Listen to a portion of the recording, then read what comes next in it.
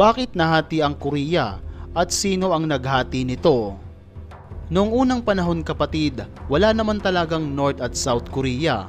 Sa ilalim naman ng Joseon Dynasty, ang Korea ay iisang bansa lamang, iisang wika at kultura nila sa buong bansa. Ibang-iba na ito sa nakikita natin ngayon, na ang isa ay nasa malayang moderno, samantalang ang isa naman ay nasa mahigpit na pamumuno.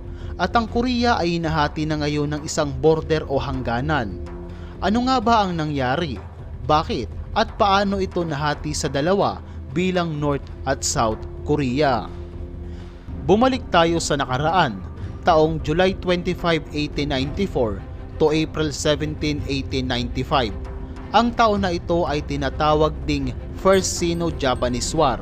Ito ay isang malaking digmaan sa pagitan ng China at Japan para malaman kung kanino mapupunta ang pamamahala sa Korea at kung sino ang may karapatang umangkin nito.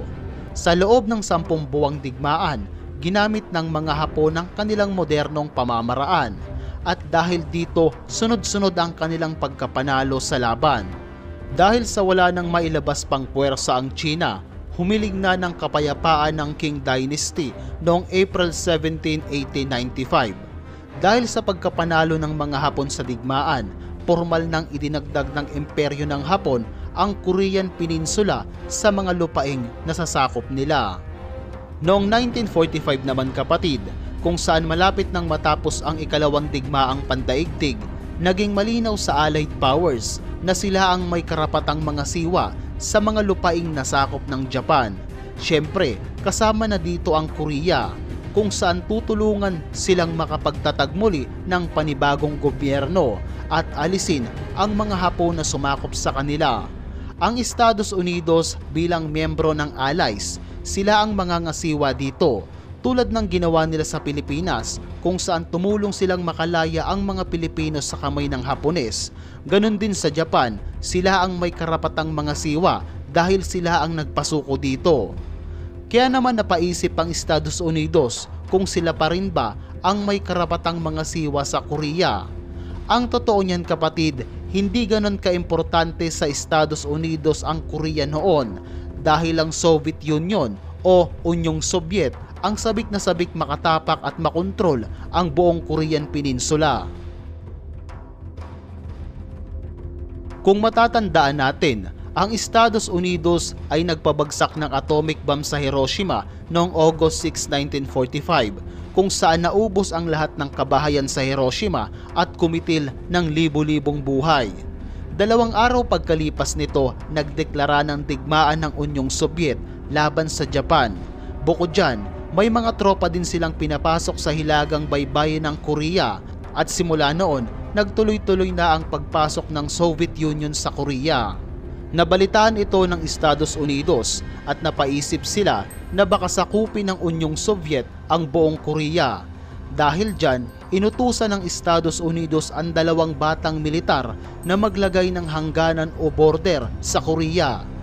Gamit ang mapa mula sa National Geographic, napagdesisyonan ni Dean Rusk at Charles Bonesteel na hatiin ang Korean Peninsula gamit ang 38 parallel.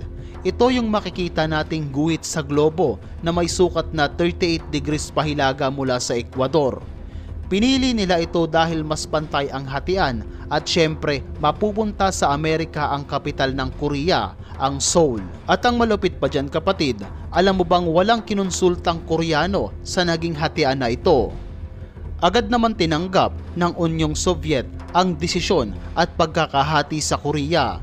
Naisakatuparan ang hatian na ito sa pamamagitan ng General Order No. 1 kung saan nakasaad dito ang gagawing pangangasiwa sa Korea. August 14, inumpisahan ng Unyong Soviet ang pagpasok sa hilagang bahagi ng Korea. August 16 naman nang makarating sila sa Wonsan. At noong August 24, tuluyan na silang nakapasok sa Pyongyang. Kasama nito ang mga Red Army ng Unyong Soviet. At dito ay pinasuko nila ang lahat ng natitirang Hapon sa silangang bahagi.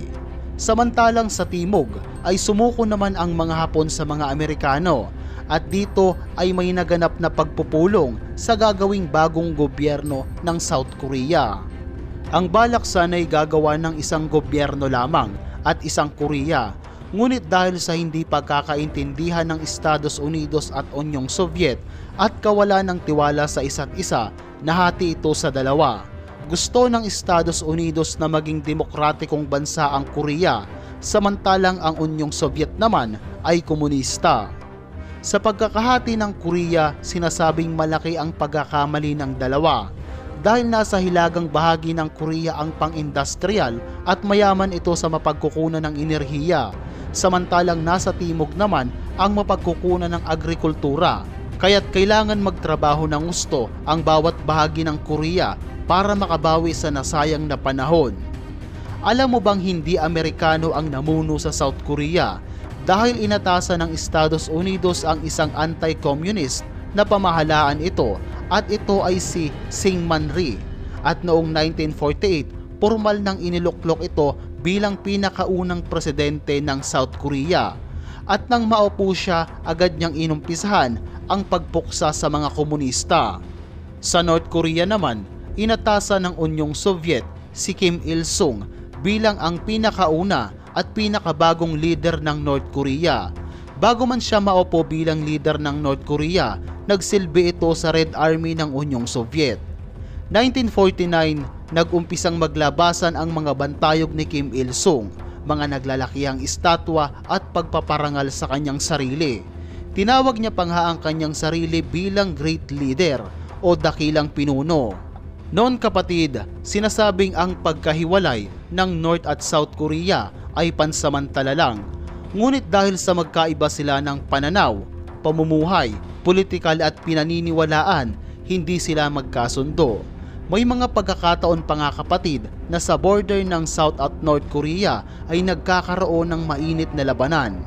1950, nang sa pilitang sinakop ng North Korea ang South Korea, ninais kasi ni Kim Il-sung na pagkaisahin muli ang buong bansa. At dito ay sumiklab na naman ang isa na namang digmaan, ang Korean War. Sa digmaan na ito, nasangkot ang United Nations para protektahan ng South Korea. Halos 90% na ng South Korea ang nasakop, ngunit unti-unti nila itong nabawi sa tulong na rin ng mga Amerikano. Determinado silang lumagpas sa 38 parallel para sakupin naman ang North Korea.